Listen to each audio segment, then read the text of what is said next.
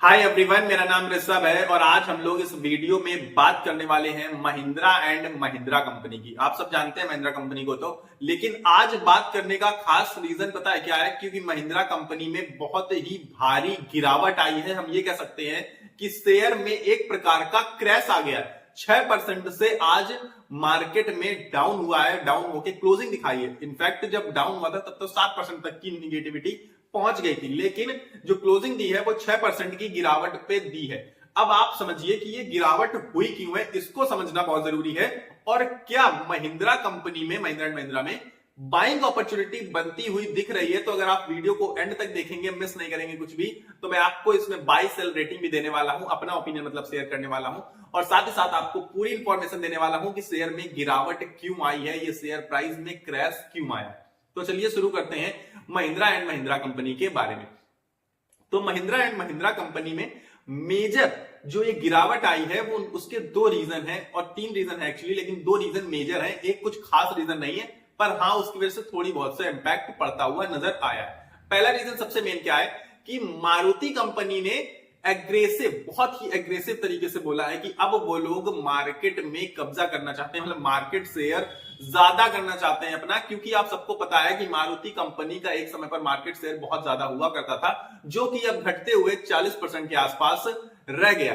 तो उन्होंने कहा है कि हम लोग 2030 तक ये एम करते हैं, 2030 तक उन्होंने अपना टारगेट रखा है कि 50% मार्केट शेयर इंडिया में गेन करना चाहते हैं ऑटोमोबाइल सेक्टर के अंदर। और इस सेक्टर में उन्होंने अब इसको गेन करने के लिए वो करने क्या वाले हैं, ईवी के सबसे ज्यादा प्रोडक्शन करने वाले, सबसे ज्यादा एक्सपोर्ट करने वाले और सबसे ज्यादा इंडिया में सेलिंग करने वाले कंपनी बनना चाहती है मारुति। अब आप समझ लीजिए कि मारुति का ये जो एग्रेसिव एम है, काफी तरीके से एग्रेसिव दिखे हैं, क्योंकि उन्होंने अपने कुछ गाड़ियों के प्राइस भी कट किए हैं। तो प्राइस कट करने की वजह से थोड़ा बहुत इंपैक्ट पड़ सकता है सेल्स में महिंद्रा की, बाकी कुछ खास मुझे लगता नहीं है पर्सनली। पर हाँ, आपको पता है कि जो इंडियन हमारी जो कंट्री है वहां पर प्राइस सेंटर्ड कंट्री है एक तरीके से। ज्यादातर जो पब्लिक है वो चाहती है कि कम प्राइस में मिल जाए चीजें, तो शायद थोड़ा सा इंपैक्ट पड़ जाए, इसको हम लोग बाद में डिस्कस कर लेंगे। लेकिन मैं आपको भी फिलहाल न्यूज बता रहा हूं, ठीक है?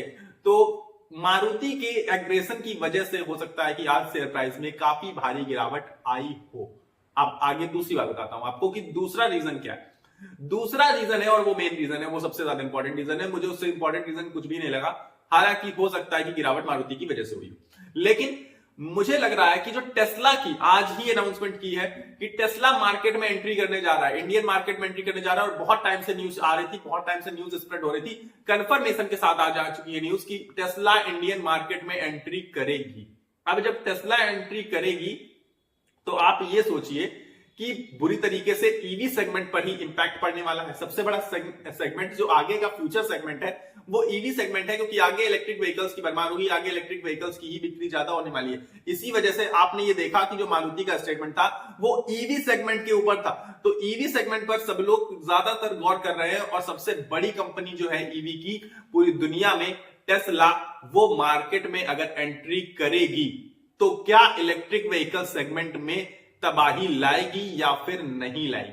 और न्यूज जो निकल कर आ रही है, मुझे नहीं पता कि 100% कंफर्म है या नहीं, लेकिन जो न्यूज निकल कर आ रही है वो तो ये आ रही है कि 21 लाख तक की गाड़ी वो लोग निकालने वाले हैं। मतलब जो टेस्ला आई कंपनी 21 लाख में गाड़ी देंगे। मुझे नहीं पता क्या फीचर्स आएंगे, कैसे फीचर्स आएंगे, क्या ये प्राइस कंफर्म है भी या नहीं, लेकिन जो रिपोर्ट अभी तक निकल कर आई है वो ये आई है कि जो टेस्ला कंपनी मार्केट में एंटर करेगी इंडियन में, तो 21 लाख के अंदर गाड़ी निकालने की कोशिश करेगी, जो कि मुझे लगता है कि बहुत बड़ा इंपैक्ट डाल सकती है ईवी सेगमेंट में इंडिया के अंदर।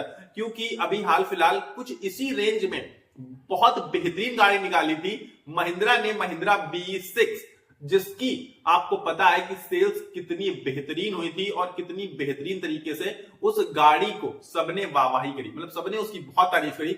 और अब समझ लीजिए अगर उसी रेंज में टेस्ला एंट्री करता है, जो कि इलेक्ट्रिक व्हीकल्स में पूरे ग्लोबल वर्ल्ड का किंग है और बहुत टाइम से स्टेबल कंपनी है, तो ईवी सेगमेंट को डिसरप्ट कर देगा। मुझे ऐसा पर्सनली फील आ रहा है और मुझे लग भी रहा है, क्योंकि बहुत सारे लोग टेस्ला बहुत समय से लेना चाहते थे, ऑल्दो इंडिया में नहीं थी तो ले नहीं पा रहे थे। पर अगर इस प्राइस रेंज में टेस्ला आती है तो मुझे लगता है पर्सनली कि बहुत सारे लोग टेस्ला को पसंद करेंगे और टेस्ला की तरफ जाने में अपनी रुचि रखेंगे, जिसकी वजह से मारुति की तो बात ही हम नहीं कर रहे। मारुति ये अपना एम, अपना टारगेट कंप्लीट कर पाएगा या नहीं कर पाएगा वो दूसरा रीजन है। वो आप लोग मुझे कमेंट बॉक्स में बता दीजिएगा कि क्या मारुति ये एम जो उसने बोला है वो टारगेट को अचीव कर पाएगा, वो बात की बात है। लेकिन उनकी जो बात कही उन्होंने उसमें ईवी की बात करी, और ईवी में अगर टेस्ला एंट्री कर रहा है जो कि महिंद्रा एक बड़ा लीडर बनता जा रहा है और टाटा ऑलरेडी डोमिनेट कर रहा है ईवी सेगमेंट में, तो अब समझिए कि ईवी सेगमेंट कितना कंपटीशन टफ होने वाला है। तो मुझे पर्सनली मेरी गट फीलिंग है कि मारुति नहीं कर सकता। देखिए अब चांसेस बहुत कम है, बहुत कम है, ऐसा नहीं कि नहीं कर पाएगा। ऑब्वियस बात है, कंपनी अच्छी है, बहुत नामी ग्रामी कंपनी है और बहुत टाइम से स्टेबलाइज्ड कंपनी है, बहुत पुरानी कंपनी है, तो करने को कुछ भी कर सकते हैं। लेकिन मुझे लगता है कंपटीशन बहुत टफ होने वाला है, तो मुश्किल हालात हैं, ये हो पाना बहुत मुश्किल नजर आता है। लेकिन टेस्ला की एंट्री होने की वजह से मारुति बहुत भारी लॉस झेलेगी, उससे भारी लॉस दो कंपनियां और झेलेंगी, क्योंकि ईवी सेगमेंट में टेस्ला गाड़ियां बनाती है और ईवी की नंबर 1 जो गाड़ी है, मतलब जो हमारी market share, Indian market share hold करती है ईवी सेगमेंट में, वो है टाटा। टाटा पर सबसे बड़ा इंपैक्ट पड़ने वाला है। टाटा के ऑलरेडी शेयर्स बहुत लो हैं, बहुत डाउन प्राइस पर मिल रहे हैं। दूसरी चीज, महिंद्रा जो कि बहुत ज्यादा ईवी सेगमेंट में अपने आप को बेहतर बनाता जा रहा था, बढ़ाता जा रहा था, बढ़िया से बढ़िया गाड़ियां ला रहा था, बेहतर फीचर्स दे रहा था, तो मुझे लगता है कि महिंद्रा पर भी एक बेहतर इंपैक्ट पड़ेगा, बहुत बड़ा इंपैक्ट पड़ने वाला है। इसकी वजह से मार्केट में आज आप देखेंगे तो महिंद्रा के शेयर में तबाही आई है, क्रैश आया है, 6% से गिरावट आई है। ऑल्दो इंटरनल कोई रीजन नहीं था, मुझे पर्सनली लगा कि कुछ अंदर से कुछ प्रॉब्लम आई होगी, लेकिन ऐसा कोई रीजन नहीं था। ऑल्दो एक छोटा सा इशू था, राइट इशू कर रहे हैं ये लोग, इन्हीं की कंपनियां हैं, इन्हीं की मतलब जो सब्सिडरी कंपनीज हैं, उनका नाम बता देता हूं मैं आपको। Mahindra and Mahindra financial services 3000 crore का राइट इशू कर रहे हैं, और इसके बाद Mahindra and Mahindra life space developers जो है वो 1500 करोड़ का अपना राइट इशू कर रहे हैं। मतलब आप समझ जाइए कि करीब 4500 करोड़ के राइट इशू के लिए इन लोगों ने अप्रूवल दे दिया, अप्रूवल मिल गया है, जिसका इंपैक्ट थोड़ा बहुत पड़ सकता है। लेकिन जो मेजर रीजन थे वो मारुति का एक एग्रेसिव टारगेट था, और इसके बाद हमारा टेस्ला का जो मार्केट में एंट्री था वो मेन रीजन था, जिसकी वजह से आज आपको महिंद्रा क्रैश होते हुए नजर आया। अब आपको मैं महिंद्रा की कुछ खूबियों के बारे में बता देता हूं, कुछ चीजों के बारे में बता देता हूं। तो सबसे पहले अगर हम इसके Q3 के रिजल्ट्स उठाकर देखें, जो कि बहुत इंपॉर्टेंट हो जाते हैं, क्योंकि ये लोग ऐसे क्लेम कर रहे हैं टेस्ला आ रही है, तो शायद बहुत बड़ा इंपैक्ट पड़ जाए अब इसके फाइनेंशियल्स पर, आपको समझ में आ रहा होगा। तो Q3 के अगर रिजल्ट्स उठाकर देखें तो Q3 में जो रेवेन्यू इन्होंने जनरेट किया था वो था 41,881 करोड़ रुपीस का, जो कि अब तक का इनका हाईएस्ट रेवेन्यू है। अभी तक इन्होंने इतना रेवेन्यू कभी भी जनरेट नहीं किया था जितना इन्होंने Q3 में रेवेन्यू जनरेट किया है। और इसके बाद अगर हम लोग प्रॉफिट की बात करें तो प्रॉफिट निकल कर आया इनका 3624 करोड़ रुपीस का, और ये प्रॉफिट भी अब तक का इनका हाईएस्ट प्रॉफिट है, यानी कितना प्रॉफिट आज तक इन्होंने रजिस्टर नहीं किया। मतलब इनकी कंपनी का कामकाज तो देखिए बहुत बेहतर तरीके से चल रहा है और बहुत अच्छा चल रहा है। तो हम ये नहीं कह सकते हैं कि महिंद्रा कंपनी पर कोई खास इंपैक्ट पड़ने वाला है, अभी तो हाल फिलहाल नहीं, लॉन्ग टर्म में बड़ा इंपैक्ट पड़ेगा। मैं आपको बता चुका हूं दोनों ही रीजन से, अगर मारुति सक्सेसफुल होती तो भी इंपैक्ट पड़ेगा, और इसके अलावा अगर टेस्ला डिसरप्ट करता है ईवी मार्केट को तो भी महिंद्रा पर बड़ा इंपैक्ट पड़ सकता है। और महिंद्रा इस समय 2 से 3 सालों में सबसे ज्यादा फास्टेस्ट ग्रोइंग ऑटोमोबाइल सेक्टर की कंपनी बन चुकी है। महिंद्रा के आप रिटर्न्स उठाकर देख लीजिए, बहुत अच्छे 1-2 साल में रिटर्न्स दिए हैं, लगभग डबल हो गई थी कंपनी, कहां 1500 के प्राइस से 3000-3200 तक पहुंच गई थी। तो आप ये समझ लीजिए कि काफी ज्यादा बेहतर कंपनी है और बेहतर रिटर्न्स देती रही है समय समय पर। तो उस लिहाज से देखें तो मुझे नहीं लगता कि कंपनी में कोई खास प्रॉब्लम है, और एक बाइक अपॉर्चुनिटी बनती दिख रही है या नहीं दिख रही है वो मैं आपको इसके फंडामेंटल से क्लियर करने की कोशिश करता हूं। फंडामेंटल्स की बात करें तो सबसे पहले पी देख लेते हैं, क्योंकि सबसे ज्यादा जरूरी चीज होती है वैल्यूएशन। तो वैल्यूएशन के टर्म में अगर आप आएंगे तो आज की गिरावट के बाद, क्योंकि अगर हम इसके इंडस्ट्री का पीई देखें तो इंडस्ट्री पीई करीब करीब 21 का है, मतलब 20-21 के बीच में है। और अब अगर हम इसके पीई की बात करें तो लगभग 27 के आसपास है, 27-28 के बीच में। तो अब पी तो आसपास ही है इंडस्ट्री पी और इसका पी, लेकिन फिर भी कुछ ज्यादा है, मतलब वैल्यूएशन तो थोड़ी सी ज्यादा नजर आती है। लेकिन कामकाज के हिसाब से आपको पता है इसका कामकाज कितना बेहतर चल रहा है, सब कुछ बेहतर चल रहा है महिंद्रा कंपनी में, तो उसके हिसाब से पी बहुत बड़ा अंतर नहीं महसूस हो रहा है हमें, कि लग रहा है कि ठीक है, नॉर्मल वैल्यूएशन पर कंपनी मिल रही है हमें।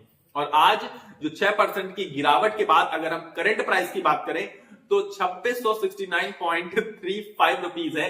अब आप समझिए कि क्या इसमें बाइंग अपॉर्चुनिटी बन रही है या नहीं बन रही है, क्योंकि मुझे नहीं लगता कि इससे बहुत बड़ी गिरावट की संभावना है, क्योंकि किसी न्यूज की वजह से जो कि फ्यूचर में इंपैक्ट करने वाली है। अभी शेयर प्राइस पर जितना इंपैक्ट पड़ चुका है वो भी बहुत बड़ा इंपैक्ट है, तो संभलते हुए नजर आ सकती है आपको कंपनी।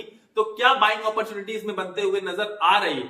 मैं कहूंगा अगर आप मेरा पर्सनल ओपिनियन जानना चाहते हैं, क्योंकि बाकी सारी चीजें मैंने आपको बताई हैं जिसके बेसिस पर आपको खुद से डिसीजन लेना पड़ेगा कि क्या इसमें बाई करना है या फिर नहीं, क्योंकि पैसा आपका है, आपके द्वारा कमाया हुआ, बहुत मेहनत से कमाया हुआ पैसा है। तो मेरे कहने पर सिर्फ और सिर्फ आप इन्वेस्टमेंट तो करेंगे नहीं, तो आपको अपने मन से भी डिसीजन लेना पड़ेगा। तो आप अपना डिसीजन खुद लीजिएगा कि बाई करना है या फिर आपको नहीं करना है। पर अगर आप मेरा पर्सनल ओपिनियन जानना चाहते हैं तो मैं कहूंगा कि एक बेहतर बाइंग अपॉर्चुनिटी बनती हुई नजर आ रही है महिंद्रा कंपनी में, और बाई करना चाहिए। लॉन्ग टर्म पर्पज से बहुत बेहतर रिटर्न्स मिलने की संभावना इसमें नजर आती है। फिलहाल ये सारी चीजें मैं आपको इस वीडियो में बताना चाहता था महिंद्रा कंपनी से रिलेटेड कि आज इतनी भारी गिरावट क्यों आई है। आई होप पूरी की पूरी चीजें बहुत बेहतर तरीके से और अच्छे तरीके से क्लियर की होंगी मैंने आपको। अगर आपको अभी भी कोई डाउट है तो आप कमेंट बॉक्स में कुछ भी कमेंट करके मुझसे पूछ सकते हैं, मुझे बता सकते हैं जो भी चीजें मिस हो गई उससे कुछ, तो कमेंट बॉक्स आपके लिए हमेशा ओपन है, कमेंट करना बिल्कुल मत भूलिएगा।